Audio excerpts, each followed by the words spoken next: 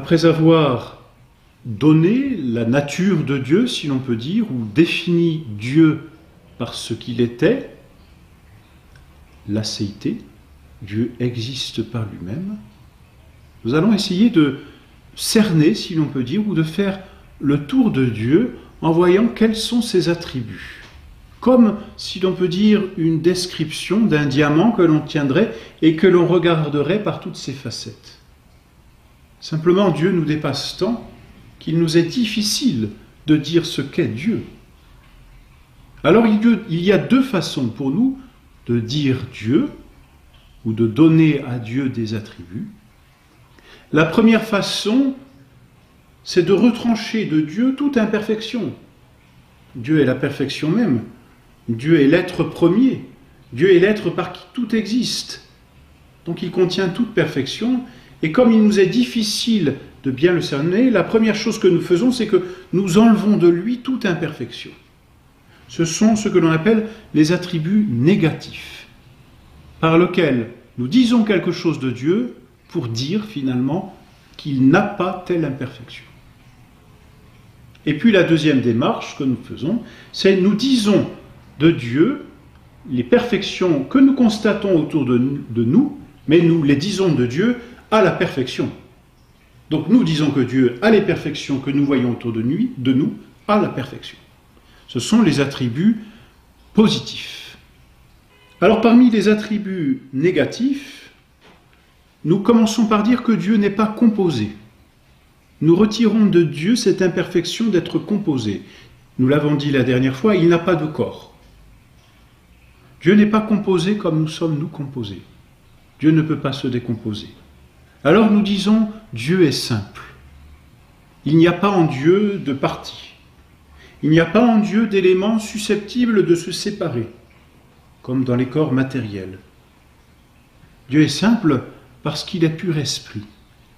Mais même Dieu est si simple que finalement toutes les facettes que nous allons essayer de décrire de Dieu sont finalement toutes Dieu et toutes la même chose en Dieu. C'est nous qui décomposons pour essayer de mieux cerner, de mieux comprendre.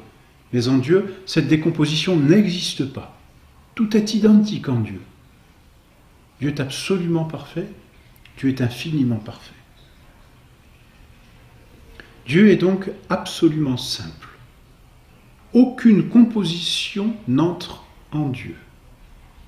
Même dans toute créature, voyez, il y a cette composition ultime et nécessaire entre exister ou existence et essence. Entre la nature de ce que je suis et le fait que cette nature existe. L'existence est l'essence. J'ai une nature et cette nature existe. Il y a en moi une composition donc d'essence et d'existence. En Dieu, il n'y a pas cette composition. Car pour Dieu, toute sa raison d'être ou toute sa nature d'être se confond totalement avec son existence. Il a, si l'on peut dire, pour essence ou pour nature, d'exister. Et donc il n'y a même pas cette composition en Dieu d'essence et d'existence. Mystère insondable, effectivement, et qui nous dépasse infiniment. Mais cela nous étonne-t-il? Bien non. Dieu est au-dessus de l'univers. Alors s'il est au-dessus de l'univers, il est normal qu'il nous dépasse. Si nous voulions faire de Dieu une créature ou un quelque chose que nous comprendrions totalement, ce ne serait plus Dieu, car nous en serions le maître totalement. Et si nous en étions le maître, il ne serait plus Dieu. Alors il n'y a pas à s'étonner de ce que Dieu nous dépasse et soit pour nous incompréhensible. Et ceux qui voudraient comprendre totalement Dieu, finalement, un, ne comprennent pas ce qu'est Dieu, mais deux, se font par rapport à cette chose qu'ils prennent pour Dieu, un Dieu. Parce qu'ils se mettent au-dessus de cette chose. Or, nous l'avons dit, c'est impossible. Il y a une cause à notre existence et qui nous dépasse, c'est Dieu. Dieu est simple. Deuxième attribut de Dieu, c'est celui que l'on appelle l'immutabilité. Dieu n'a pas de mouvement. Dieu n'a pas de changement. Pourquoi? Parce que tout changement est l'acquisition d'une nouvelle perfection. Si Dieu changeait, cela voudrait dire que Dieu acquerrait une nouvelle perfection.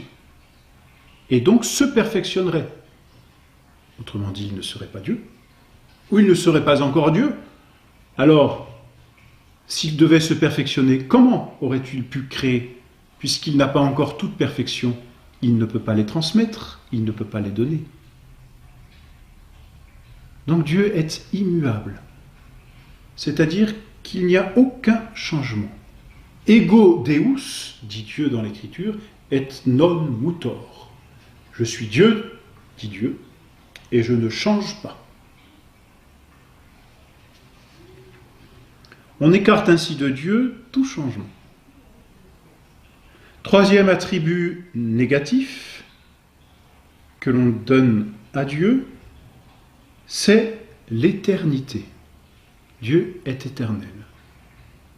Pour nous, nous disons, c'est peut-être la meilleure façon de comprendre l'éternité, il n'a eu ni commencement et il n'aura ni fin. Mais lorsque nous disons cela, nous avons du mal à nous le représenter. Mais c'est une façon justement négative de dire ni commencement ni fin. Il faudrait dire même de façon encore plus exacte, il n'y a aucune succession en Dieu. Et c'est simple à comprendre. Qu'est-ce qui fait que les choses se succèdent aux autres? C'est qu'il y a du mouvement. Il y a du temps là où il y a du mouvement. Et l'on sait bien, par exemple, lorsque nous nous reposons, nous avons l'impression que le temps s'arrête lui-même. Et nous pouvons comme percevoir par là la fragilité et la relativité du temps par rapport au mouvement. Mais nous le savons, ce qui mesure le temps, c'est le mouvement des planètes, c'est le mouvement de la Terre autour du Soleil, c'est aussi le mouvement de la Lune autour de la Terre. À l'origine même du temps, qu'y a-t-il? Du mouvement. Il y a mouvement, donc il y a succession, donc il y a temps. Or en Dieu, il n'y a pas de mouvement. Nous avons écarté le mouvement, parce que Dieu est parfait. Si donc en Dieu il n'y a pas de mouvement, Dieu se possède parfaitement lui-même, et c'est ce que l'on appelle l'éternité. Il est en totale et parfaite possession de lui-même, sans ombre de changement.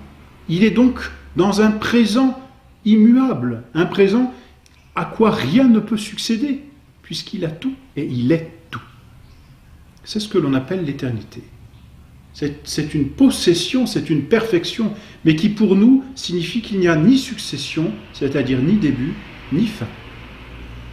Dieu est tout lui-même et a toujours été tout lui-même, et ne peut pas être autrement que tout lui-même. On dit donc qu'il est éternel. Ensuite, quatrième attribut négatif que nous demandons de Dieu, c'est celui que l'on appelle l'immensité. Dieu est immense, non pas comme une grandeur, puisque Dieu n'a pas de corps, donc il n'y a pas de grandeur en Dieu mesurable, mais lorsque nous disons que Dieu est immense, nous disons que Dieu est partout, par son essence et par sa puissance. Alors, il n'est pas présent à la manière des corps qui occupent une étendue et qui sont dans tous les lieux. Autrement, là, nous pourrions parler de panthéisme, mais Dieu n'est pas un corps. Dieu est présent à la manière dont les esprits sont présents, c'est-à-dire par leur action. Or, Dieu agit sur toutes choses, donc il est présent à toutes les choses sur lesquelles il agit. Et nous reverrons plus tard, si tout existe encore aujourd'hui, c'est parce que Dieu est toujours présent à cette chose et qu'il continue de la faire exister. Chaque fois qu'un être existe, Dieu y est présent par son action, par son essence aussi et par sa puissance. C'est un mystère, là encore, qui nous dépasse. Dieu est plus présent à moi-même, dit saint Augustin, que je ne le suis à moi-même. Notre Seigneur parle bien de Dieu en disant qu'il est celui qui sonde les reins et les cœurs, c'est-à-dire qui connaît encore mieux tout l'intime de ce que nous sommes, mieux que nous ne nous connaissons nous-mêmes, parce qu'il est totalement présent à nous-mêmes. Mais il n'est pas nous-mêmes, de la même façon que nous ne sommes pas Dieu. Nous changeons, nous sommes dans le temps, nous avons du mouvement, nous sommes composés, nous ne sommes pas Dieu. Mais Dieu est pourtant présent à nous pour nous faire exister. Présence d'immensité. Et ensuite, parmi les attributs, cette fois positifs, que nous pouvons donner de Dieu, eh bien, retenons-en deux, simplement. Dieu est l'intelligence suprême et Dieu est la volonté suprême. Dieu est intelligence. L'être se connaissant par lui-même. C'est ce que disait Aristote lui-même de Dieu. L'être se connaissant lui-même, et finalement, dans toute la connaissance, suffit à faire le bonheur entier. Dieu se connaît. Et Dieu est une intelligence telle qu'il contient toute vérité, et finalement, nous pouvons dire que toutes les vérités qui existent sur cette terre et ici-bas sont en dépendance d'une première vérité.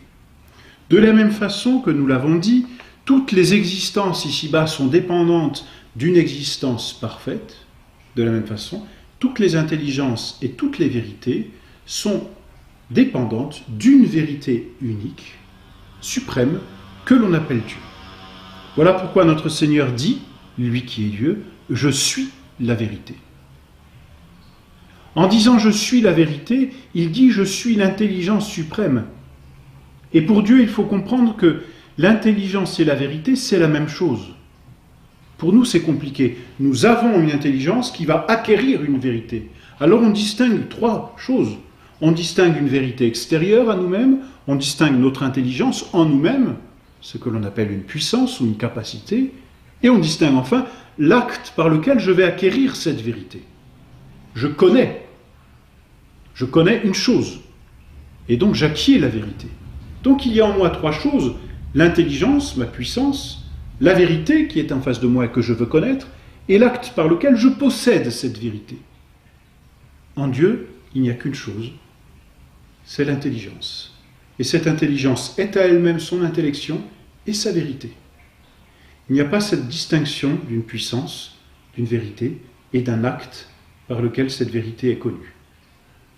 Dieu se possède tellement, parce qu'il est à lui-même sa propre existence, Dieu se possède tellement que pour lui connaître et se connaître, c'est exactement la même chose. Il ne peut même pas se connaître, il se connaît de fait, et ne peut pas faire autrement que de se connaître. Et en se connaissant, il connaît toute chose, puisque toute vérité n'est vérité que par rapport à lui. Donc toute vérité est contenue en lui. Il est l'intelligence suprême. Un peu, si vous voulez, comme un principe mathématique pourrait déjà contenir plusieurs conclusions en lui-même. Eh bien, Dieu, vérité suprême, contient en lui-même toute vérité. De la même façon, Dieu est la volonté suprême. En nous, une fois de plus, il y a cette distinction entre vouloir, qui est une capacité, la chose que je veux, et l'acte par lequel je m'unis à la chose que je veux. Acte que l'on appelle d'ailleurs amour. Car aimer, c'est vouloir un bien. Il y a donc distinction de ces trois choses en moi. J'appréhende une chose et je veux la posséder, je l'aime, je veux m'unir à elle. Il y a la puissance donc, ma volonté, il y a l'objet que je veux, et il y a l'acte par lequel je le possède, et je m'unis à lui, c'est ce que l'on appelle l'amour. En Dieu, comme pour l'intelligence, il n'y a pas cette distinction. Dieu se veut lui-même, il est à lui-même son propre objet, et cet objet est si parfait que l'acte par lequel il se veut, c'est l'amour, et c'est la même chose que sa volonté. Dieu est amour, dit saint Jean. Et il ne peut pas mieux faire que de définir Dieu par là, manifestant que Dieu est l'amour suprême, duquel participe tout amour sur cette terre, c'est-à-dire tout acte de volonté, car l'acte de la volonté s'appelle l'amour. Dieu est donc la volonté suprême, c'est-à-dire il est l'amour suprême. Il est donc union et intimité suprême. C'est un mystère. Et c'est là donc un autre attribut positif de Dieu. Intelligence et volonté.